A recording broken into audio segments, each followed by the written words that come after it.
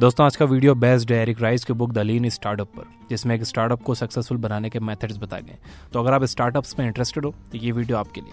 तो चलिए शुरू करते हैं। So let's begin. Henry Ford America के सबसे कामयाब लोगों में से एक थे। उन्होंने गाड़ियों को इतना सस्ता बनाया कि एक मिडिल क्लास आदमी उसे खरीद सके। उन्होंने ऑटोमोबाइल इंडस्ट्री में रिवोल्यूशन ला दिया था। अगर हम उनके शब्दों में कहें तो अगर मैंने लोगों से पूछा होता कि उन्हें क्या चाहिए तो उन्होंने कहा होता मुझे तेज घोड़े ला कर दो। किसी ने नहीं कहा होता कि मुझे गाड़ियां चाहिए। दूसरे शब्दों में कस्टमर्स को नहीं पता होता कि उन्हें क्या चाहिए और किस तरह के प्रोडक्ट से उनकी लाइफ बेहतर हो सकती है। जब फेसबुक नहीं था तब फेसबुक की जरूरत किसी को नहीं थी।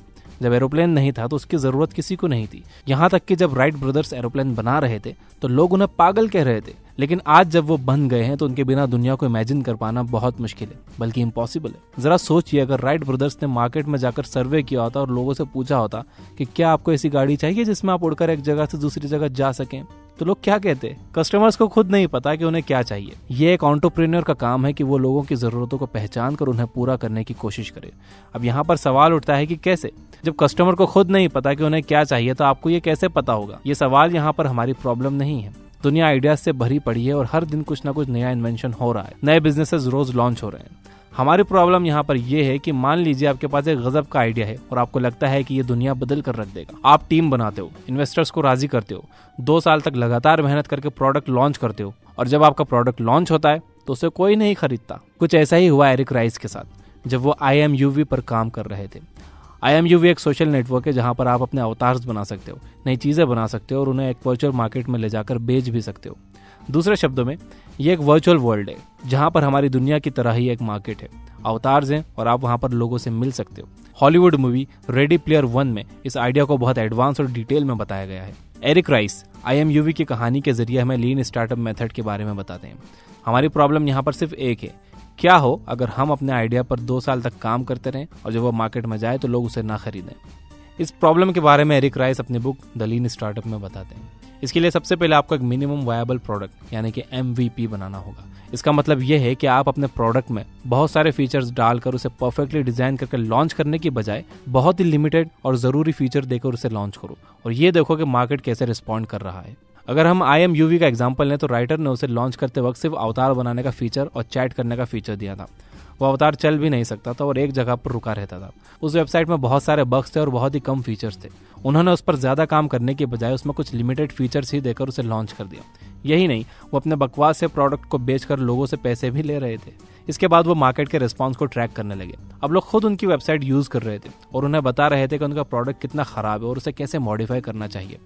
वो कस्टमर्स का इंटरव्यू लेने लगे और तरह तरह के एक्सपेरिमेंट्स करके ये देखने लगे कि उनके आइडिया का कितना % पार्ट मार्केट में कामयाब होता है। इसके बाद वो उसे थोड़ा थोड़ा करके अपडेट करने लगे। वो एक नया फीचर ऐड करते थे और ये देखते थे कि कस्टमर उस पर कैसा रिस्पॉन्ड करते हैं। उन्होंने बिल्ड मेजर लर्न नाम का एक फीडबैक लूप बनाया। सबसे पहले वो एक नए फीचर को बिल्ड करते और अपनी वेबसाइट को उसके हिसाब से अपडेट करते थे। उसके बाद वो ये मेजर करते थे कि उनके इस अपडेट से उन्हें कितना प्रोग्रेस मिला है, उनके वेबसाइट यूजर्स ने उसे कितना शेयर किया है और कितने % से उनकी वेबसाइट का यूज बढ़ा है। इसके बाद वो उससे सीखते थे। इससे उन्हें कस्टमर बिहेवियर के बारे में बहुत सी बातें पता लगी। उन्होंने बिल्ड मेजर लर्न के जरिए बहुत से फीचर्स लॉन्च किए। वो कभी कभी एक दिन में अपनी वेबसाइट को 20 बार अपडेट कर देते थे और हर बार ये मेजर करते थे कि उस नए फीचर से कोई फर्क पड़ रहा है या नहीं। इसमें आपके अपने कुछ हिपोथेसिस होते हैं जिसे आप कंफर्म करते हैं। एग्जाम्पल के लिए हम iPod कर लेते हैं, जो कि जैसे ही लॉन्च हुआ था one of the most successful products में गिना जाने लगा। iPod के हिपोथेसिस थे, लोग पब्लिक प्लेसेस पर एयरफोन लगाकर गाने सुनना पसंद करेंगे और लोग गाने सुनने के लिए पैसे देंगे। प्रोडक्ट लॉन्च करने से पहले इन बातों को कंफर्म करना बहुत जरूरी था। क्या हो अगर लोग पब्लिक प्लेस में गाना सुनना पसंद ना करें? क्या हो अगर वो पसंद तो करे लेकिन उसके लिए पैसे ना दें? दोनों ही केसेस में फेल होने के चांसेस हैं। हालांकि स्टीव जॉब्स के लिए यह काम आसान था। उनका पहला हाइपोथेसिस सोनी के वॉकमैन ने पहले ही कंफर्म कर दिया था। लोग iPod से पहले वॉकमैन यूज करते थे, जिससे स्टीव जॉब्स को यह पता लग गया था कि लोगों को पब्लिक प्लेसेस पर गाना सुनना पसंद है। और उनका दूसरा हाइपोथेसिस नैपस्टर ने कंफर्म कर दिया। इस तरह से उन्हें iPod रिलीज करने से पहले पता था कि लोग इसे यूज करेंगे, लेकिन ये सबके लिए जरूरी नहीं है। अगर आप कोई नया सॉफ्टवेयर लॉन्च कर रहे हो तो आपको भी कुछ अजम्पशंस लगाने होंगे और फिर उन्हें एक एक करके कंफर्म करना होगा। अगर आप एक ऐसा प्रोडक्ट लॉन्च कर रहे हो जो बिल्कुल यूनिक है तो आपके लिए यह करना बहुत जरूरी है, क्योंकि आपके हिपोथेसिस अब तक कंफर्म नहीं हुए हैं। आपको अब तक नहीं पता कि आपका प्रोडक्ट लोग यूज करेंगे या नहीं। अगर यूज करेंगे भी तो उसके लिए पैसे देंगे या नहीं। लीन स्टार्टअप को हम और भी बेसिक लेवल पर अप्लाई कर सकते हैं। अमेरिका में 1980s के वक्त कुछ लोगों ने सोचा कि वो एक ऐसा सॉफ्टवेयर बनाए जिससे लोग कंप्यूटर के जरिए अपना टैक्स फाइल कर सकें। यहाँ पर उनके दो हाइपोथेसिस थे। पहला ये कि लोगों को टैक्स का पेपर वर्क और ऑफिस में जाकर टैक्स फाइल करना अच्छा नहीं लगता। दूसरा, लोग कंप्यूटर से अपना टैक्स फाइल करना चाहेंगे और अपनी कुछ पर्सनल डिटेल्स भी शेयर करना चाहेंगे।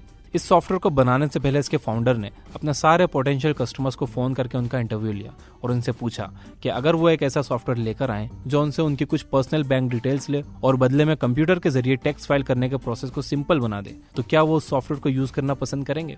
यहाँ पर नोट करने वाली बात यह है कि प्रोडक्ट को अब तक बनाना अभी शुरू नहीं किया गया था। इंटरव्यूज की मदद से इसके फाउंडर को जो इन्फॉर्मेशन मिली उससे उन्हें पता लगा कि लोगों को टैक्स फाइल करने का प्रोसेस बहुत ही कॉम्प्लेक्स लगता है और उन्हें यह बिल्कुल पसंद नहीं है। वो इस तरह के सॉफ्टवेयर को जरूर यूज करना चाहेंगे। तो इस तरह से उनके दोनों हिपोथेसिस कंफर्म हुए। उन्होंने वो सॉफ्टवेयर बनाया और वो कामयाब भी हुआ। तो कुल मिलाकर बॉटम लाइन ये है कि एक परफेक्ट प्रोडक्ट बनाकर उसे मार्केट में लॉन्च मत करो, क्योंकि अगर उसे किसी ने यूज नहीं किया तो आप पूरी तरह से डूब जाओगे। सबसे पहले उसका एक बहुत ही बेसिक मॉडल रेडी करके मार्केट में लॉन्च करो और ये देखो कि लोग किस तरह से रिएक्ट कर रहे हैं और क्या फीडबैक दे रहे हैं। इस किताब में एक स्टार्टअप को कामयाब बनाने के लिए और भी बहुत सारी स्ट्रेटेजीज बहुत ही डिटेल में बताई गई हैं, जिसे एक वीडियो में समराइज कर पाना पॉसिबल नहीं है। अगर आप एक स्टार्टअप लॉन्च करने के बारे में सोच रहे हो तो ये बुक आपके लिए एक मस्ट रीड होनी चाहिए। लेकिन एक छोटी सी प्रॉब्लम यह है कि ये बुक हिंदी में अवेलेबल नहीं है। डिस्क्रिप्शन में इस बुक का मैंने लिंक दे रखा है, आप चाहो तो वो खरीद सकते हो। It's in English. अगर आप बिजनेस रिलेटेड बुक समरीज पढ़ना और सुनना चाहते हो तो आप ये बुक ऐप डाउनलोड करिए, वहां पर आपको बहुत डिटेल में बुक समरीज मिलेंगी। वीडियो पसंद आया हो तो इसे लाइक जरूर करना। Finally, you guys are amazing. Keep reading, keep learning, keep growing. Thank you for watching.